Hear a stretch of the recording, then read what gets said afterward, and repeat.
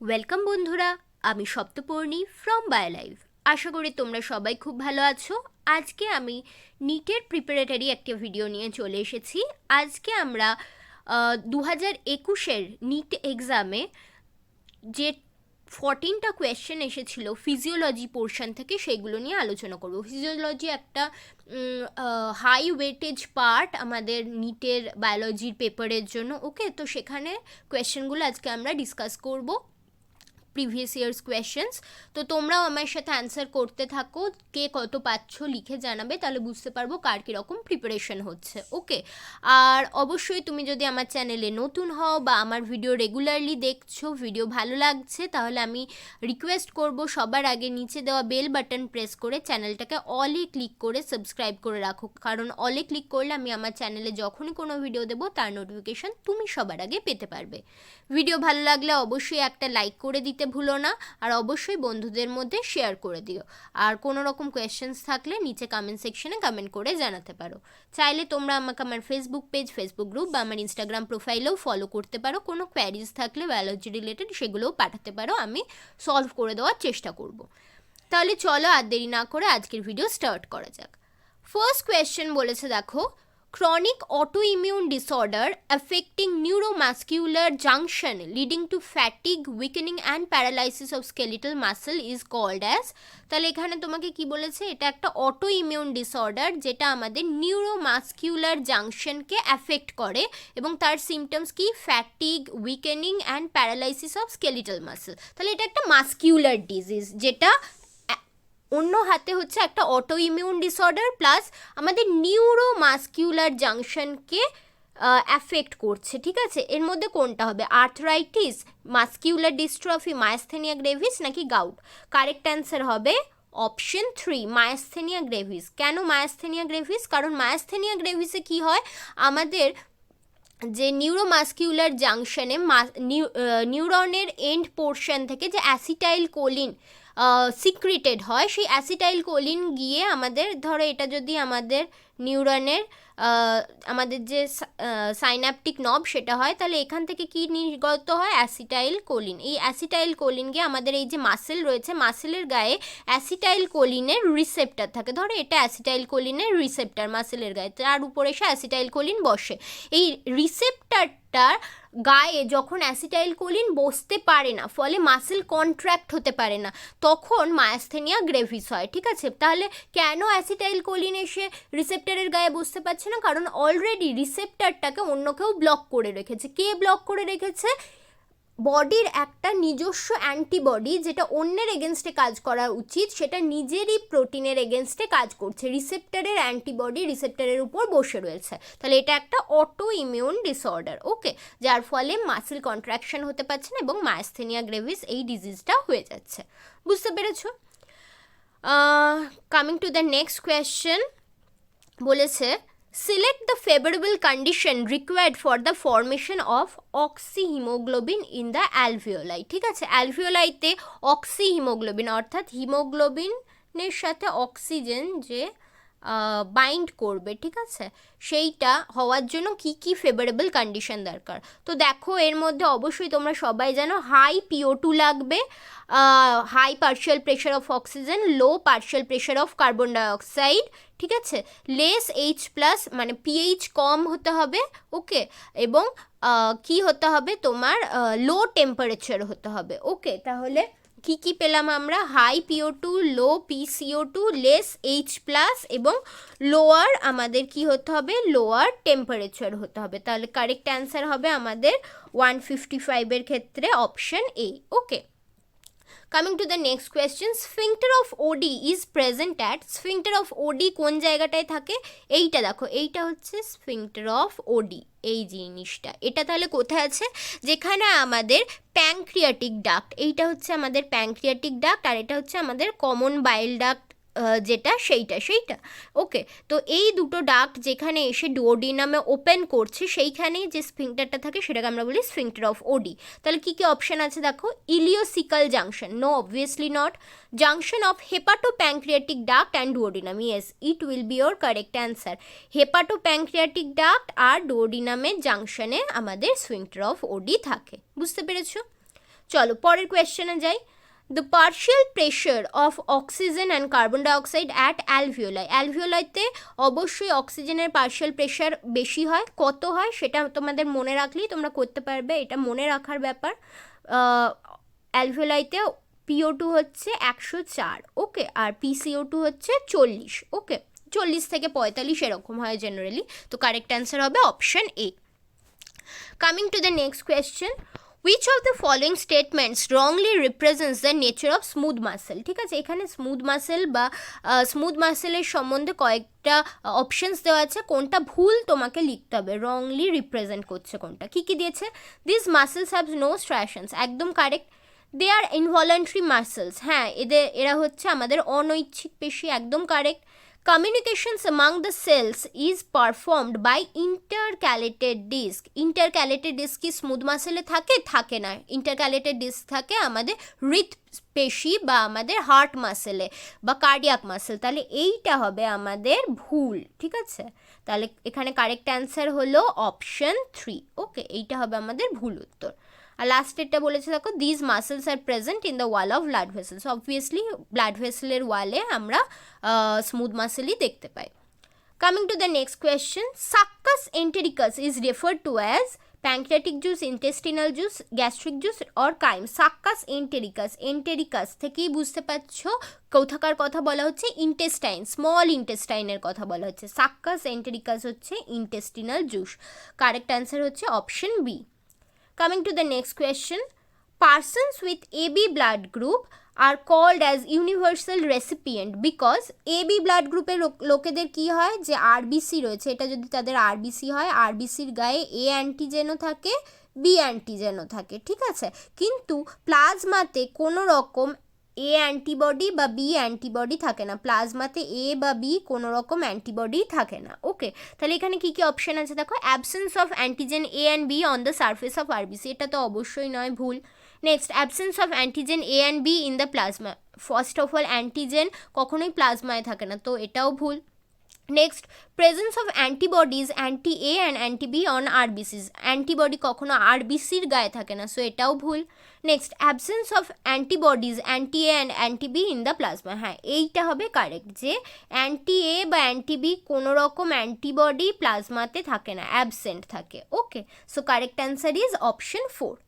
Coming to the next question, খুব easy, ছোটোবেলার প্রশ্ন। Which enzyme is responsible for the conversion of fibrinogen to fibrin? Fibrinogen থেকে fibrin করে হচ্ছে thrombin, fibrinogen to fibrin করে কে? thrombin, THROMBIN, okay. So correct answer is option 1. Coming to the next question, erythropoietin hormone, যেটার আরেকটা নাম কি, EPO বলা হয়, ওকে।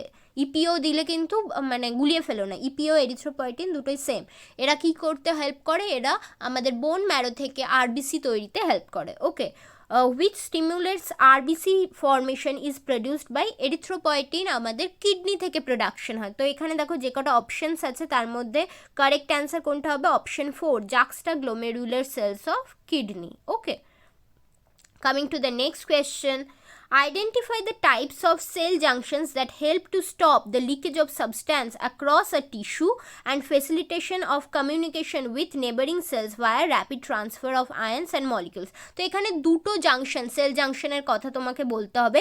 ফার্স্ট এরটাই কি হবে, যারা কোনো রকম লিকেজ, কোনো রকম সাবস্ট্যান্সের লিকেজকে স্টপ করে, তো এই ধরনের সেল জাংশন কোনটা, টাইট জাংশন। তাহলে দেখো যেই অপশানের ফার্স্টে টাইট জাংশন আছে সেটাই কারেক্ট হবে, সো কারেক্ট অ্যান্সার হবে তোমার অপশন 2, টাইট জাংশন যে কোনো লিকেজ অফ সাবস্ট্যান্সকে স্টপ করে। আর সেকেন্ড বলেছে কি বলেছে, যে সেকেন্ড বলেছে facilitation of communication with neighboring cells via rapid transfer of ions and molecules, কোন সেল জাংশন দিয়ে rapid transfer of ions and molecules হয়, gap junctions, okay. So correct answer is option 2. Coming to the next question, which of these is not an important component of initiation of parturition in humans? parturition মানে labour, ঠিক আছে, যখন child birth হচ্ছে, বাচ্চা জন্ম নিচ্ছে, সেই ঘটনাকে পার্চুরেশন বলে। কিছু কিছু এখানে তোমার দেওয়া হয়েছে, পার্চুরেশনের ক্যারেক্টারিস্টিক্স, কোনটা নয় ভুল সেইটা বলতে হবে।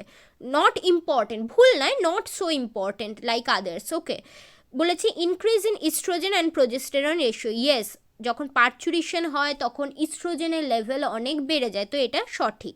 Next, synthesis of prostaglandin. Obviously প্রোস্টাগ্ল্যান্ডিনের সিনথেসিস হয় অ্যামনিওটিক স্যাক ট্যাক থেকে, যাতে কি হয় আমাদের ওখানে যে মাসেলগুলো রয়েছে সেগুলোর কন্ট্রাকশনটা ভালো হয়, সেই জন্য প্রোস্টাগ্ল্যান্ডিন হেল্প করে পার্চুরেশনের সময়।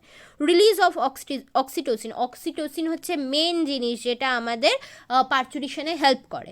লাস্ট বলেছে রিলিজ অফ প্রোল্যাক্টিন। দেখো, প্রোল্যাক্টিন রিলিজ হয় কিন্তু সেটা পার্চুরেশনের টাইমে নয়, পার্চুরেশন হয়ে যাওয়ার পর ঘন্টা দুয়েক বাদে প্রোল্যাক্টিনের অ্যামাউন্টটা মানে তোমার চাইল্ড বার্থ হয়ে যাওয়ার পরে গিয়ে প্রোল্যাক্টিনটা বেশি পরিমাণে সিক্রেট হয়, যাতে মিল্কটা বাচ্চার মিল্কটা মায়ের ব্রেস্টে প্রোডাকশন হতে পারে। তো এখানে নট সো ইম্পর্টেন্ট হবে হচ্ছে অপশন 4, ঠিক আছে? এটা ঠিক পার্চুরেশনের জন্য দরকার নয়, এটা হচ্ছে চাইল্ড বার্থ হয়ে যাওয়ার পরে বেবির নিউট্রিশনের জন্য দরকার হচ্ছে। Okay, coming to the next question, কি দিয়েছে দেখো, ম্যাচ লিস্ট 1 and 2। ফার্স্টে আছে স্ক্যাপিউলা। স্ক্যাপিউলা মানে কি? স্ক্যাপিউলা মানে হচ্ছে আমাদের এই দুটো বোন যেটা আমাদের পিঠে থাকে, ঠিক আছে? এই দুটো বোন পিঠের পিছন দিকে আমাদের থাকছে, পিঠে থাকছে, সেই দুটোকে আমরা স্ক্যাপিউলা বলি। স্ক্যাপিউলা তাহলে একটা ফ্ল্যাট বোন যেটা ট্রায়াঙ্গল ইন শেপ, তাহলে এর সাথে যাবে 4, ঠিক আছে? তাহলে দেখো এর সাথে 4 কোন অপশান আছে? 3 আর 4, তাহলে 3 বা 4 এর মধ্যে কোনো একটা অপশান হবে। এরপরে দেখো বলেছে, এরপর আমরা যেটা দেখব স্টারনাম। স্টারনাম হচ্ছে একটা আমাদের বুকের ঠিক মাঝখান দিয়ে যায়, যেখান থেকে আমাদের বুকের পাঁজর বা রিবসগুলো বেরোয়। স্টারনাম হচ্ছে একটা ফ্ল্যাট বোন, এইটা হচ্ছে স্টারনাম, ঠিক আছে? তাহলে সি এর সাথে 2 হবে, তাহলে এর সাথে 4, সি এর সাথে 2, তাহলে কারেক্ট অ্যান্সার হবে অপশন 3। ওকে, আর তোমরা তো জানোই ক্রেনিয়ামের যে বোনসগুলো থাকে সেগুলো মুভ করতে পারে না, সুচার, ঠিক আছে? ওদের মধ্যে যে জয়েন্ট থাকে, ঠিক আছে? তো ক্রেনিয়ামে কী ধরনের জয়েন্ট হয়? তাহলে ক্রেনিয়ামে ব্রেনের বোনগুলোতে আমাদের ফাইব্রাস জয়েন্ট হয়, এই জন্য ওরা মুভ করতে পারে না। সো বি এর সাথে 3, আর সরি 1 সেকেন্ড, এটা আমাদের 3 কারেক্ট অ্যান্সার হবে না, 4 হবে কারেক্ট অ্যান্সার। আর ভার্টিব্রাল কলাম হচ্ছে আমাদের কার্টিলেজিনাস জয়েন্ট দিয়ে তৈরি, ঠিক আছে? সো ডি এর সাথে 1 হবে। Okay, so correct answer would be option 4।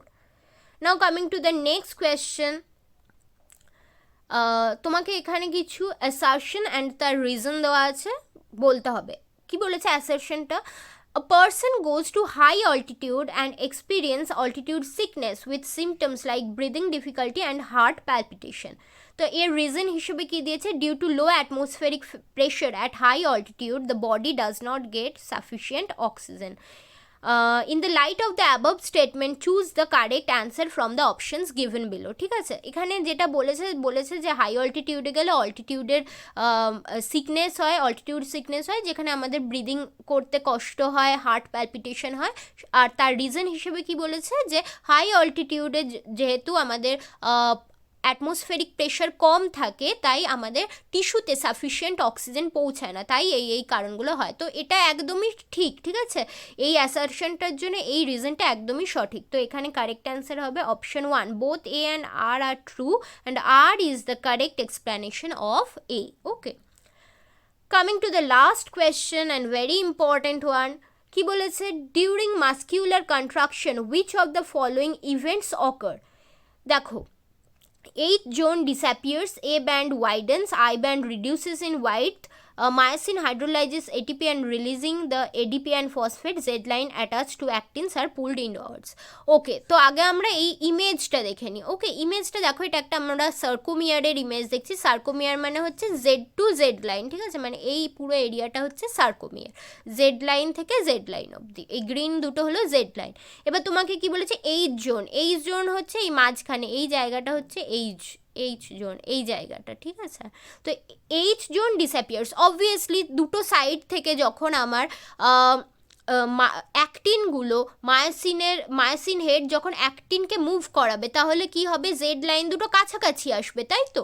Z লাইনরা কাছাকাছি এলেই কি হবে? মাঝখানে যে এইচ জোনটা আছে সেটা ডিসঅ্যাপিয়ার করে যাবে। So A is correct. Next বলেছে এ ব্যান্ড ওয়াইডেন্স। এ ব্যান্ড মানে হচ্ছে আমাদের যে মায়োসিনের লেন্থটা, ঠিক আছে, ওই ওই এরিয়াটা এ ব্যান্ড হচ্ছে এটা। তো এ ব্যান্ড কি ওয়াইড হবে? No, obviously a band widen হবে না, সো এটা কিন্তু ভুল। ওকে, তো এই দুটো থেকেই অপশান থেকেই তোমরা বুঝে গেলে পরেরগুলো না দেখেও যে এমন একটা অপশান হবে যেখানে এ আছে কিন্তু বি নেই। দেখো কোন অপশানে এ আছে কিন্তু বি নেই, দেখো এই তিনটে অপশানেই বি আছে, তো এগুলো হবে না। তাহলে আমাদের কারেক্ট অ্যান্সার হবে অপশান 1, ঠিক আছে, এ সি ডি ই। তো দেখি সি ডি ই সত্যিই মেলে কিনা। আই ব্যান্ড রিডিউসেস ইন ওয়াইডথ, ঠিক আছে, আই ব্যান্ড মানে হচ্ছে এই ব্যান্ডটা। ওকে, আই ব্যান্ডটা দেখতে পাচ্ছ আমি এঁকে দিয়েছি। আই ব্যান্ড অবভিয়াসলি রিডিউস করবে, জেড লাইনটা কাছে চলে আসবে যেহেতু, তাহলে এটাও ঠিক। Myosin hydrolyses ATP releasing the ADP and phosphate, obviously কন্ট্রাকশনের জন্য তো এটিপি হাইড্রোলাইজ হয়ে এডিপি অ্যান্ড ফসফেট হবে। And Z lines attach to actins are pulled inwards, obviously contraction হলে তো জেড লাইনটা ভিতরের দিকেই পুলড হবে, ঠিক আছে, এবং কাছাকাছি চলে আসবে। তাহলে কারেক্ট হবে A C D E. Okay, so দেখো তোমাকে প্রত্যেকটা কিন্তু অপশন দেখতে হচ্ছে না, ফার্স্ট দুটো দেখেই তুমি অ্যান্সার করে দিতে পারছো। এইভাবেই কিন্তু তোমাকে নিটের সময় টাইম ম্যানেজমেন্ট করতে হবে, টাইমটাকে কম রাখতে হবে, কম টাইমে উত্তর দেওয়ার চেষ্টা করতে হবে। Okay, so with this I end today's video here. যদি ভিডিও ভালো লাগে অবশ্যই কিন্তু একটা লাইক করে দিতে ভুলো না, বন্ধুদের মধ্যে শেয়ার করো, আর জানিও যে এরপর নেক্সট তোমরা কোন চ্যাপ্টারের উপরে video previous years question solve চাইছো নিটের। Okay, thanks for watching and happy learning.